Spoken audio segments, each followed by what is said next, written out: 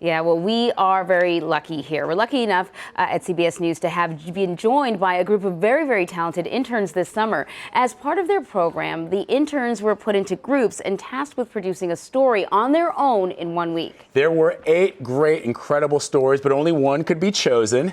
And now we want to show you the story that was handpicked by CBS executives, along with myself, as the winner. Take a look. The hijab is a cloth worn by many Muslim women to cover their heads as an act of modesty. While it has roots in the Islamic faith, the hijab itself has become a source of controversy. Nearly a dozen countries have restrictions or bans on Islamic headscarves, and in the West, it's often seen as a tool of oppression. Today, reporter Kanakja looks beyond the veil with Muslim American women who see the hijab as a form of self-expression, and the fashion industry is taking note. Melanie Al-Turk, an American-born Muslim, was never satisfied with the limited selection of hijabs. All we had were hijabs that came from our parents and other people who came from overseas.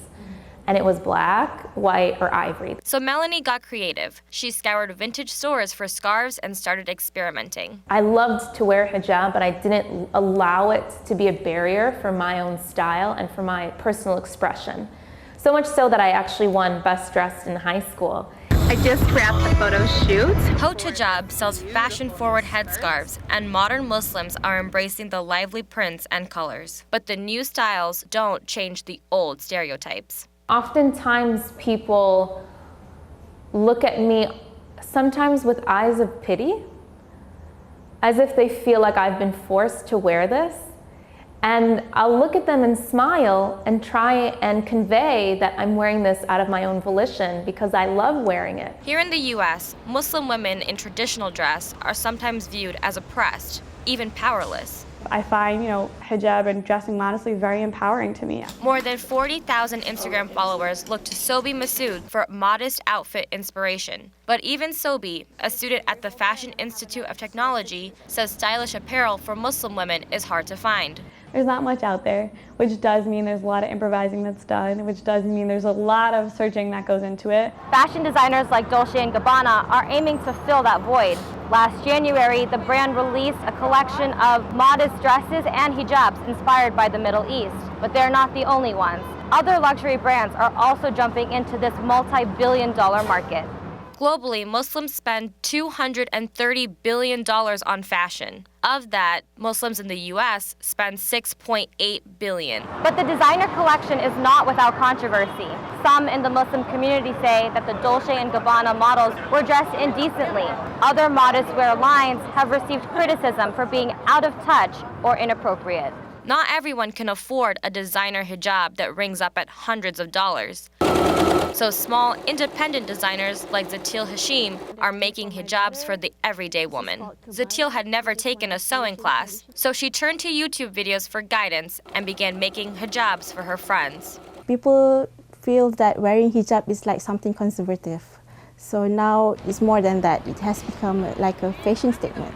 I think it's good because it somehow will encourage women, especially Muslim women, to wear hijab. Zatil launched My Hijab New York 1 year ago from her apartment. She posts photos of the designs on social media, and customers from the U.S. to Indonesia message her to place orders. Most of my customers, I still keep in touch with them, so it's like a close connection, and I like it that way.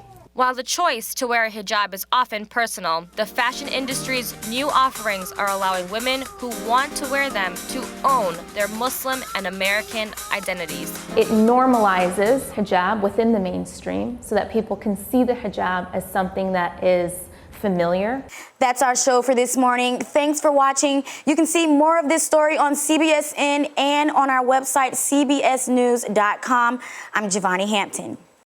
That was really good. That was a great story. So the way that this worked is, as we said, there were 8 projects and there were 2 groups. And these were like high-level executives, including David Rose, the president of CBS. I was probably the lowest-ranked dude or person in that was allowed to take part in this. And at the end, out of these 8, we all gave them scores. There was another group. I didn't see this project.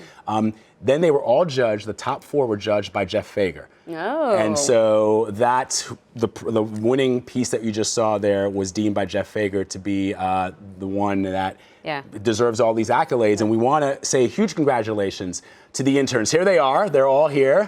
Thank you guys for all of your hard work. Let me just say your names here. Giovanni Hampton, Kanak Ja, Maya Kaufman, Atoria Mills, Andrew Stewart, and Zach Newman. You guys did an incredible job. That was such a great piece. And these guys work throughout the network, right? They're not just at CBS This Morning or at the Evening News. They're at 48 Hours. They're at 60 Minutes. Some of you work in the investigative unit. Some of you work on the desk. And we could not get along without you. We just want you guys to know that. And to answer a lot of people's questions, you guys edited this. You shot this yourselves. You wrote the script.